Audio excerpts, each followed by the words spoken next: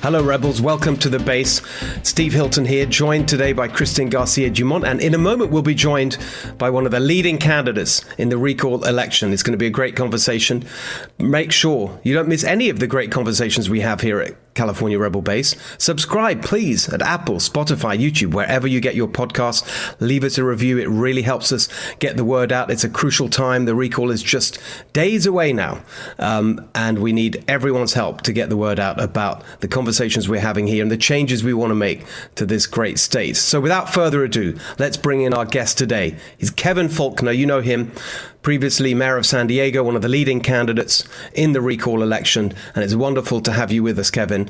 I just want to start by asking you not to really, we go over the arguments about why the recall should happen. The first question, very, very frequently on this show. I don't think we need to rehearse that right now. Of course, we'll get into some of those arguments. But what I'm really interested in to hear you lay out for our audience is, why you? Why should it be you on the second question in terms of who should replace Gavin Newsom? Well, Steve, thank you. It's great to be with you and Kristen. And I'll tell you, I have the experience and the tenacity to get results on some of the issues that, Californians care about the most. And, as somebody who got elected in a deep blue city, in a deep blue state, but knows how to stand up for the courage of his convictions.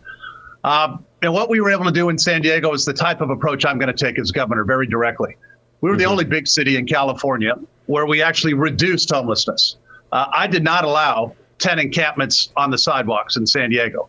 And as I'm sure everybody who looks to see what's happening with the explosion of homelessness all across California cities, they know that not only has Newsom has failed, but you need somebody who has the political will to actually stand up and make a difference. So, I have the experience, the solutions, and I think probably most importantly, Steve, the results. And somebody who can do that, by the way, certainly with a majority legislature in California that's a Democrat, but I'm a big believer that if you can go out and win the argument publicly, then you can win the vote. That's what I've had to do my entire career. My issue, schools and masks. Right. I think I know that you're not going to require masks in schools. I think that's pretty consistent among the candidates. But, for example, you've got the Department of Education, who's now doing a civil rights investigation into 5 states. Right. I mean, so what do you think about that? How are you going to stand up against a federal government that's apparently going to take away funds from schools if they allow parents to have choice? Well, you hit the nail on the head. It's all about allowing parents to have that choice. And yes, I've been very vocal about that. And I've been very vocal about this whole issue of schools and to take an approach that says it's going to be a California approach and not what we've seen from Gavin Newsom, which is a one size, dictator approach. Everybody has to do the same thing. It doesn't work. You are not going to mandate your way out of COVID-19. I mean, that's just the facts. And so, and I say this just, not as a candidate for governor, but as a dad who had 2 kids in public schools. My daughter just graduated from high school. She should have been in the classroom this entire second semester. Yeah, exactly. But because Gavin Newsom, listens to the teachers union, he didn't do what was right for our kids and for our parents. And I'll tell you guys, I actually kicked off my campaign in Los Angeles, and I did it in front of a closed public I remember school. that. Yeah. And I picked that location because right across the street was an open private school, same grade level. That school, teachers were safely teaching, kids were safely learning. Why? Because that school reports to parents. But yet the public school that I was in front of, which ultimately reports to Gavin Newsom, was closed.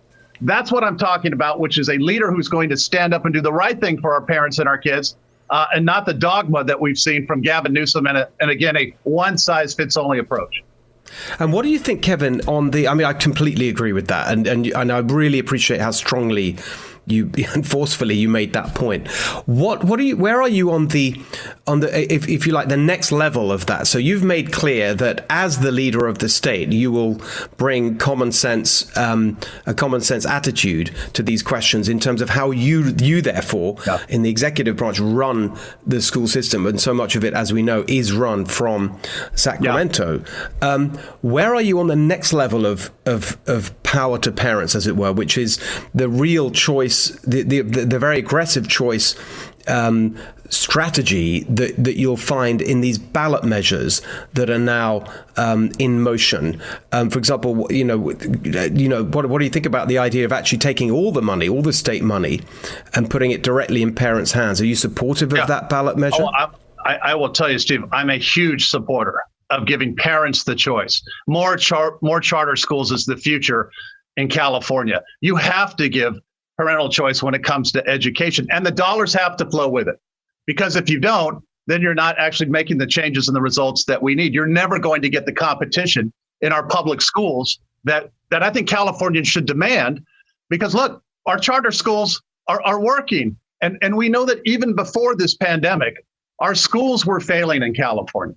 49th out of 50, the most innovative state in the nation.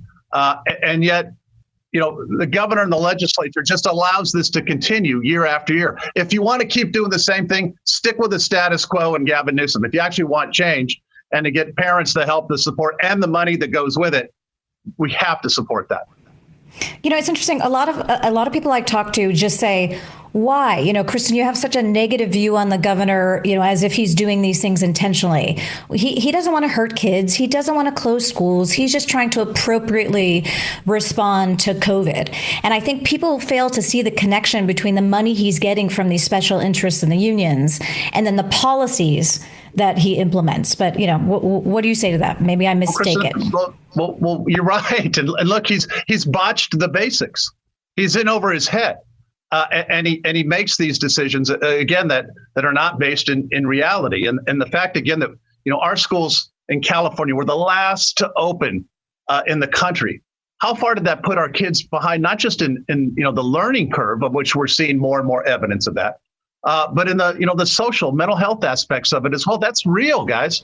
And I mean, there's data. There was a study, wasn't there, not long ago? I think McKinsey published it, and the worst hit. The data is very clear on it. Were the exact people that the Democrats claim to speak for. So black kids, Latino kids. They're the worst hit by what they've just done. Steve, that is absolutely correct, and particularly hardest hit some of our largest school districts in Los Angeles. And so, again, if you're going to have a governor that's going to follow that dogma, the real folks that are getting hurt are our kids. And again, if we're going to keep doing things the same way, you can support Gavin Newsom, right? But the reason that 2 million Californians signed this recall petition, and oh, by the way, it's Democrats, it's independents, and it's Republicans, is they all want a change at the top. And so, look, we've got to put our kids first, not Gavin Newsom's special interest.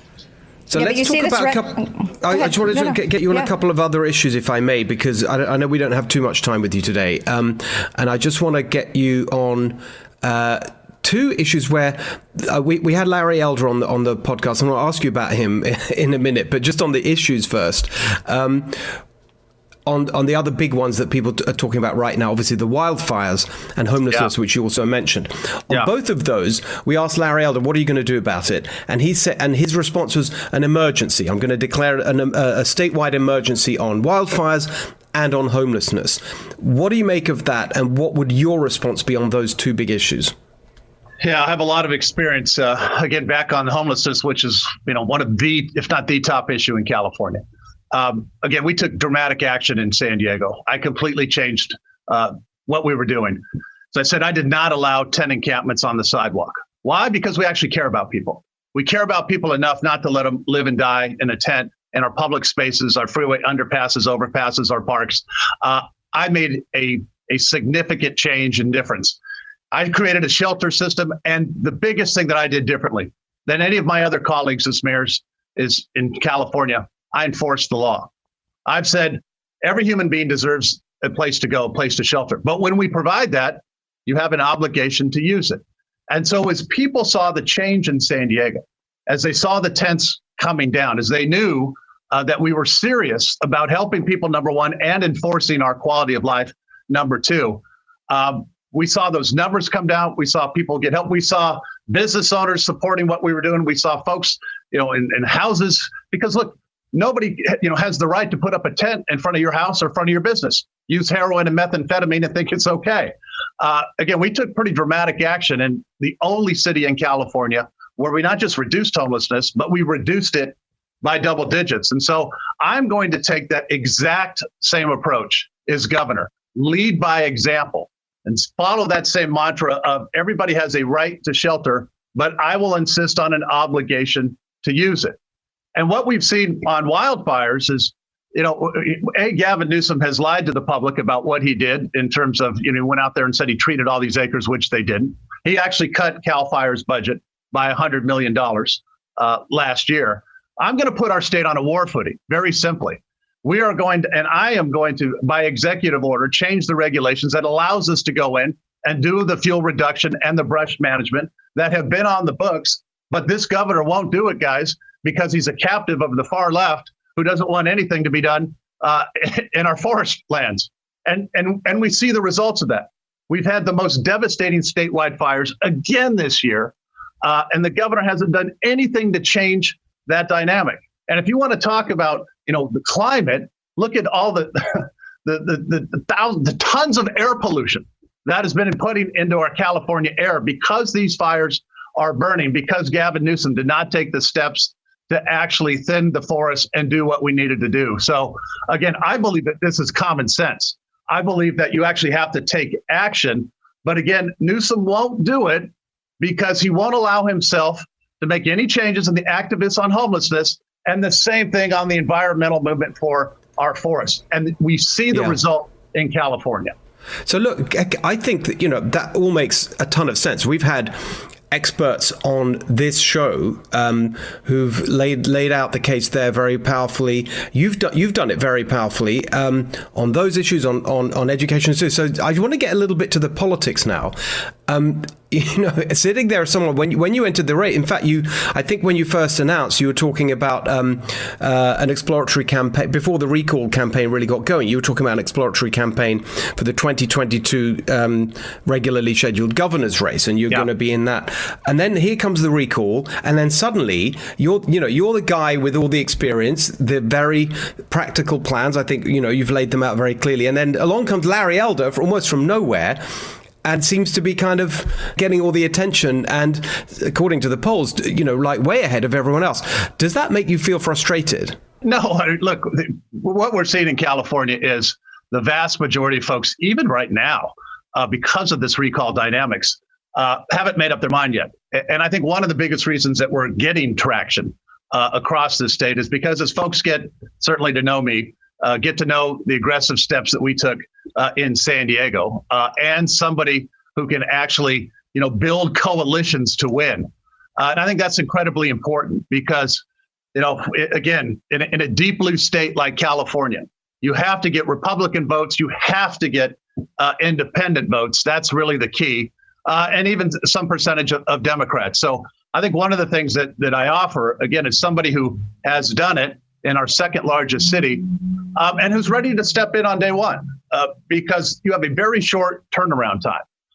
And I know that we're going to be able to bring in a team of men and women who believe, like I do, on the need for serious reforms and change, because you're not just electing a governor. You have 4,000 appointments, all the agencies, all the bureaucracies. And so I am going to move very, very quickly to bring in key individuals and make a lot of the changes that we've just been talking about. This is no time, Steve, for on-the-job training for a governor. Yeah, but don't people not want a politician anymore? People are so tired of politics as usual and rhinos and people who've, been in office but sort of accomplished nothing. That's obviously not your record. But, what do you say to people who say, enough with politicians? I don't care. I actually just want people who are smart and care about my family and care about my kids and care about me having a job and being able to buy a home, just basic, we want the American dream. I think you're right. And I think I match up to all of those. And again, as somebody who can actually get results, somebody who does what's right and not what's politically correct. That's what I was known as mayor. And, I think back particularly to last summer, where I had hundreds of protesters out in front of my house, yelling at me, yelling at my family, my kids, every name of the book, screaming to defund the police. I didn't defund the police. I actually increased the police budget in San Diego. And I got that through a supermajority Democrat city council. Why? Because it was the right thing to do. And while we saw all these other cities in California go out and defund their police departments, I knew that if we want the best men and women who wear that badge, we better darn well give them the tools, the training, and the resources to be successful. And so I think that's what separates me. Again, somebody who not only has just the experience, but who can stand up and actually do what's right for this state. And it's been interesting, as we've seen all of these other mayors in California, they all went out, they thought it was the politically correct thing to defund their police departments. And guess what they're all doing right now? They're all putting money back into the budget because we've seen crime, rise to the highest in 13 years. Murders are up in California 30%. Californians want somebody who's going to take action and knows how to do it. I think you make a good case, Kevin. I really do. You're very, you're being very polite. I can imagine that you would feel very frustrated. I got one more California question. I know you need to get back on the trail, and then something a bit broader. Just quickly on California. If the recall doesn't happen, are you in for 2022 to run against Newsom? As for the governors? I think it is going to happen, Steve. And I'll tell you, we just came off a 2-week bus tour. I think the enthusiasm, the energy is off the charts on the yes side of this election. And again, I've seen it in all parts of the state. Democrats come up and say they're voting to recall Newsom. This governor's in real trouble. He knows it. He's spending more money than we've ever seen.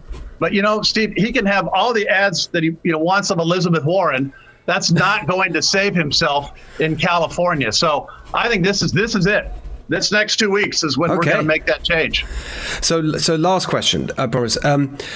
I've got this feeling that even though there's no sort of direct connection, everything we're seeing going on at the national level, at the international level with Biden and the absolute catastrophe in Afghanistan, how he's handled that, I've got a feeling that could impact the recall in the following way, that people are just so frustrated that these politicians, to Kristen's point earlier, they make all these unbelievable mistakes. No one pays a price. There's no accountability. No one takes responsibility. And in the recall, certainly for California voters, finally there's an opportunity just to express their rage at what's going on. And so in a weird way, I think that it could have an impact. What do you think? I do, and I think Kristen's right. And I've seen it, and you can really tell, particularly over the last several weeks. So I think it absolutely does, Steve. And what we've seen is failure on the national level, and certainly failure here in California with Gavin Newsom. People are done with the dysfunction. They want a governor who's going to come up, as I said, stand up, get the tents off the sidewalks, do the brush clearing in our forests that we need to, actually build reservoirs in California so we can get more water storage because we face drought after drought. But all we see is Gavin Newsom come out and say, take a shorter shower. So, look, I'm somebody who understands how important all of this is to our quality of life. And I'll tell you, I'm going to put, victims first and criminals in jail. And that's going to be a dramatic turnaround than what we've been seeing here in California. Well, Kevin, great to talk to you. Really appreciate it. Good luck on the campaign trail. We said that to all the candidates. We're not endorsing anyone in particular, but we're really excited about the energy that you're bringing along with everyone else to this movement for change. Thank you for highlighting it. This is it. This next 2 weeks really is California's future. So it's been a pleasure. And folks want to learn more about me, they can go to kevinfaulconer.com. Thank you for the opportunity. Thanks, Kevin. All right, Kristen, what do you make of that? He didn't really take the bait on Larry Elder. Yeah, I thought that was actually interesting. I'm wondering if he's getting negative feedback on that, because he did come out swinging against Larry, including yesterday. He did a press conference. He had, a bunch of women. It kind of reminded me of the Binder of Women, but it was like a wall of white women behind him, all very upset about Larry Elder's comments on women. So he really went for the attack there. Might be a smart political move. Definitely leveraged Larry's popularity and Larry's name, and I saw a lot of press around him. But I thought it was actually nice and refreshing that today he's saying, look, this really is about Gavin. I think I'm the right one, but let's stay focused on Gavin. So that was good. But there definitely is some nasty attack ads going on. It was a classic performance of a very experienced and accomplished politician, I would say. I think, when he talks about what he did in San Diego with homelessness, that's real. Yeah. And it's impressive. Right. And exactly. And everything he said makes sense. People say, oh, you can't do anything about the homeless. You can't. Well, he showed that's just not true, that actually he did put this requirement in. So it's all impressive. Everything he said, I kind of agree with. Yeah. But there's something to your point, isn't there, about that sense of it. I don't know. I want something. People want something different because of the politician thing. It's interesting. Yeah, I think people are just over it. It's a real shame, actually. I mean, just to be honest, because he's very impressive. And he's one of the candidates who's actually been very specific about the policies and what he would do. Everybody else has these sort of platitudes, and he's the only one who really has double-clicked and triple-clicked and said, here's specifically what I would do, and here's what I've done, and here's what worked, and here's what didn't. And, that's a ton of great information for voters, but you're right, there's a little bit of, he's been around a long time in politics, he's a politician, can't be trusted, and I really don't think Gavin helped him in that regard, and I don't think Biden's helping in that regard. People are sort of being duped. That's exactly, it's in a way really unfair, isn't it? Because you've got these machine politicians like that we're suddenly all over us, right? You've got at the national level, you've got Biden and Harris, absolutely classic machine politicians. They've basically done nothing else. They don't really have any principles or beliefs or whatever. They just go wherever the power is. That's why they completely fall apart when there's a crisis, because there's no sort of bedrock of belief. You absolutely see that with Gavin here. I mean, look at the way that he, prior to, in previous years, in his book, I think, what is it, sort of Citizen, he's like going on about how he, wants to put power in people's hands and school choice and charter schools. Then the minute he runs for governor to get the money from the unions, he wants to shut down every charter school, and people can just see through that. And so I think he's in a very unfair way, actually. Someone like Kevin Faulconer, who does have a positive record, is got but he is a politician. He's sort of tainted by all that, and it's even the way he speaks so well and clearly. It's very unfair, but it does come across. I don't know. It's an interesting phenomenon. It really is, and it really is too bad, because he's very specific about his plan and what he would do to address the legislature and so on. And he is being, I think, unfairly tarnished as just your average politician. But it sort of is what it is. What's interesting about this is the California race is getting such national attention because I think people really are seeing it as a harbinger of things to come for all politicians, right? We're getting the San Francisco Board of Supervisors, out, the school board out, right? The recall efforts are really the citizens taking back power and saying enough of this nonsense. As you say, exactly. You've got all the crime. We've got Gascon in LA. But it's interesting. Just to come back to the choices here. I mean, it's interesting. It's almost like Elizabeth Warren with her endless sort of plans, right? She has a plan for this and a plan for that. Like in the end, it was a bit off-putting. Well, there's a likability factor, and Gavin has actually had that for a very long time, right? People really liked him. I don't know that people really understood what he stood for, actually, because he just said whatever he thought he was supposed to say based on who was giving him money. But he used to have this kind of likability factor. There was a recent interview of him just in the past few days, and he's bemoaning this, right? He's saying, "Oh my God, that interview was unbelievable. It was crazy. People have to read it." I was reading it in the car with and I started reading bits of it out to my wife. I was just like, "Can you believe he's talking like this?" He's such a victim. Whining. Exactly. So, I used to be the lucky one, and now my whole breakfast damn thing turned on me. That's right. Exactly. Yeah. What is your problem? You're whining about the fact that it was absolutely infuriating. When I was a lawyer, we used to coach the baby lawyers jokingly about this thing called the passive voice, right? So they'd come in, they go, "The deadline was missed." It's like, no, you screwed up and you screwed the client and you need to take accountability. And it reminded me of that. It was like, and it all got flipped. Like it has nothing to do with him and his absolute failures. You're so right. It happened to Lucky Gavin. It was so odious. He doesn't even get it that he comes off as an entitled idiot. And do you remember the other part of it that was just stunning? Was it right at the end where the reporter mentioned that Gavin had to leave because he was driving from San Francisco to LA, so that he could meet people. And then Gavin said something like, "Oh, it's amazing. All these years I've been flying around the state, but actually it's really amazing when you sort of drive around and see state. What are you talking about? You're the governor of this whole state, not just San Francisco and LA, and he's suddenly deciding to drive." I just thought it was so astonishingly tone deaf. Totally. There are people who actually drive in cars and live in these places that I normally just fly over and never see. Again, with the arrogance, arrogant, entitled. But also so stupid, like to not, it's a bit, to sort of say that out loud, even if you think it, okay? Even if you're so patronizing that that's what you think, to say it to a reporter 2 weeks before an election where you're being recalled, in part because of these kinds of attitudes, it's just so unbelievably stupid. I know, but this is who he's always been. He's just having to reveal it now that he's in crisis. He can't believe that it's this close. He's still in he's 2 months behind. He's in a state of disbelief that he is being rejected because he failed. And there are specific failures that everybody can point to. Yeah. And then to come off like this entitled person, I mean, it really wasn't until recently that I remembered he's always had a silver spoon. Like, I'd forgotten that about Gavin, right? He's been in bed with the Gettys from day one. His daddy got him the job. I was going to make a joke there, but I'm not. You should. It's a podcast. We can do that here. I still think, no, it's still public. I'm not going to do it. But he really has had absolutely everything handed to him. He has never known a bit of difficulty, zero gravel on that guy's path. And here he finally has a little bit of adversity. And look what he does. Instead of standing tall and fighting and really truly being a representative, he curls up in a ball and whines and complains that it's all our fault. Oh, we're doing this to him. You arrogant piece of you-know-what. Exactly. It's so disgusting.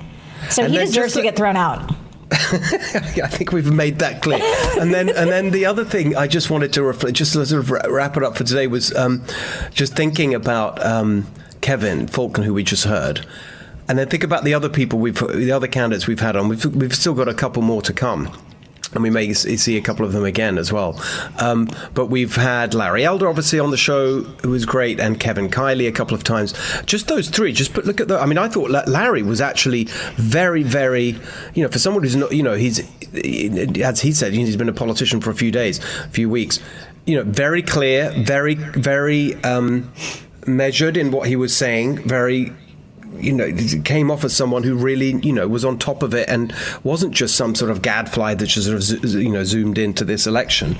Very impressive. Kevin Kiley, incredibly impressive. He's been there fighting, doing great stuff in the assembly. And it just makes me think, just those three, right?